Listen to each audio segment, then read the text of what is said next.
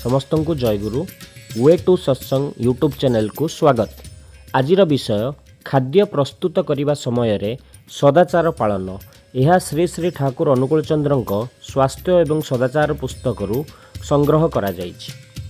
दयाकोरी भिडियोटी को शेयर करंतु, लाइक करंतु एवं वे टू सत्संग चैनल को सब्सक्राइब करंतु। तो चलंतु स्टार्ट करिवा।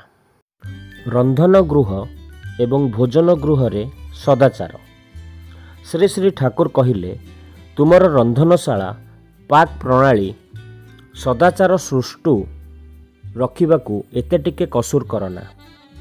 माने रंधनशाला को एवं रोषेई करिवार प्रणाली रे सदाचार सृष्टु रखिबाकू पड़िबो। पुणी भोजन गृह जेपरी सृष्टु सदाचार समन्वित तृप्ति उद्दीपी होई रुहे, भोजन गृह मध्य जेपरी सदाचार समन्वित होई रही थाए, जहा फलरे तुमर और तुम परिवारर समस्तंकर अंतकरण पूत तृप्ति संभार नहीं विनायित हुए। कौनसी प्रकार संक्रामकता यह भितर देई पथ खोजी न पाए। जेउठारे ही रुहना कहीं प्रत्येकर व्यवहार्य जा किछि विशेष भावे परिश्रुत होई सेथिरे ही सीमाबद्ध रहिबा भल। कारण ता फलरे एकर भितरर संक्रामकता अपरे विस्तार लाभ करिपारिबो कम ही। एही जातीय शिक्षारे अभ्यस्त होई चलिबा परिवारर प्रत्येकंक पक्षे अत्यंत समीचीन। कारण धर्मर मौलिक ध्रुति ही हेउची सेई सदाचार। खाद्यद्रव्य प्रस्तुति समय रे निजर शरीर, हाथ, पाद, मुख, नाक इत्यादि विशेष रूपे परिष्कार परिच्छन्न करी ता करिबाकू जाओ। तो रोषेई करिबा समय रे हाथ, पाद, मुख, नाक, शरीर सबू परिष्कार करिबाकू पड़िबो।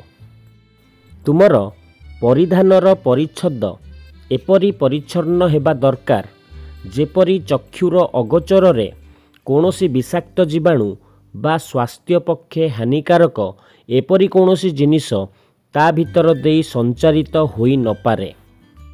कौनसी पात्ररू ओठ लगाई देई खाई बा सेथिरे मुह देई उपयुक्त भावे परिश्रुत न करी सेगुड़िक अन्य को देबाकू जाओना। खाद्यवस्तु बा पानीय जा किछि एपरी भावे परिशुद्ध और परिच्छन्न करी रख जेपरी कौनसी प्रकारर विषाक्त जीवाणु सेथिरे बाहित होई मनीषठारे संक्रामित होई उठी न पारंती। सेथिरे तुमर भी मंगल, अन्यर भी मंगल। एही सात्विक आचार परिपालन रे मनीष अनेक आपद विपदरू एड़ाई चली पारे।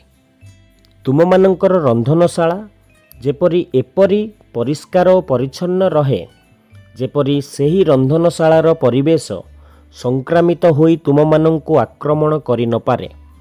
रंधन कार्य नियुक्त मानंकर स्वास्थ्य जेपरी सहज और व्याधिमुक्त रहे सच्चिंता और सदाचार परायणता नहीं रंधनशाला प्रवेश करने जो समस्त लुगापटा प्रयोजन ता जेपरी विशेष भावरे परिशुद्ध ही हुए एवं ता जेपरी अलगा ही रहे।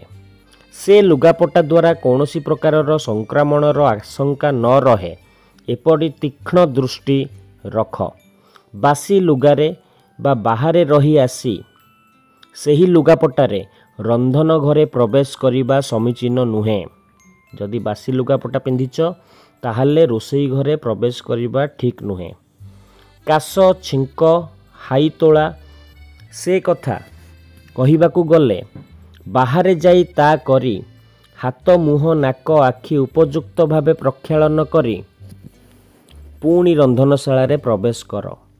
जदि काश होउची, छिंक होउची बा हाई आसुची तेबे यह रंधनशाला रे नकरी बाहरे जाई करी हाथ, मुह, नाक, आखि उपयुक्त भावे प्रक्षालन पूर्वक माने धोई रंधनशाला रे प्रवेश करिबा उचित।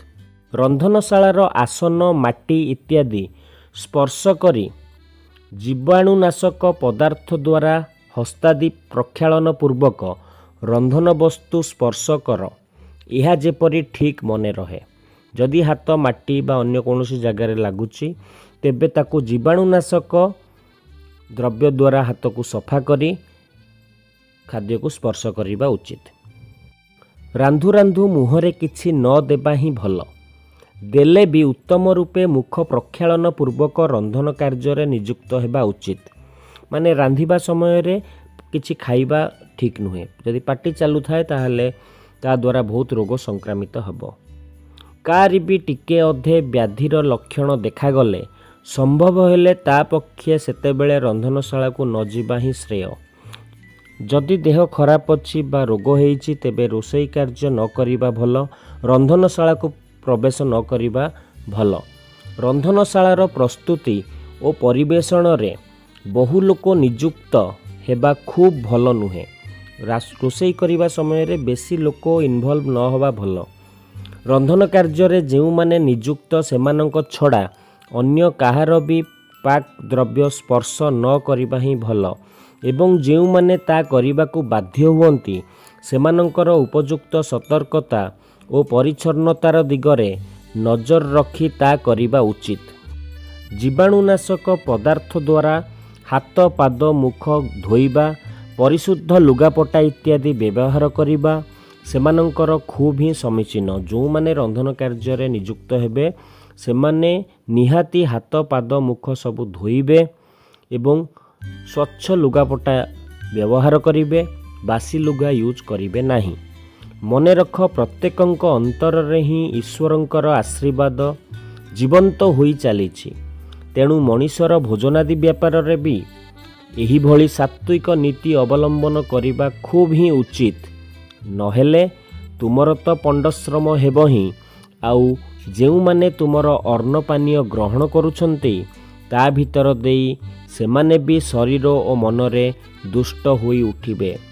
यह द्वारा जदि आमे सदाचार परिपालन न करिबा, रोषेई घर हो बा रंधनशाला हो, ताहाले आमे तो निजे असुविधारे पड़िबा, ता सहित जो माने आमर अन्न पानीय ग्रहण करुछन्ति सेमाने भी असुविधारे पड़िबे। एही सबु छोट छोट सतर्कता को आमको अवलंबन करियाकू पड़िबो। तारि विषय रे श्री श्री ठाकुर अनुकूल चंद्र आमको प्रांजल भावरे स्वास्थ्य एवं सदाचार सूत्र पुस्तक रे वर्णना करिसंती। आज एतिकरे रहिबा। स्वास्थ्य मोर व्यस्त हेला सुस्थ हबा पाई। जय गुरु।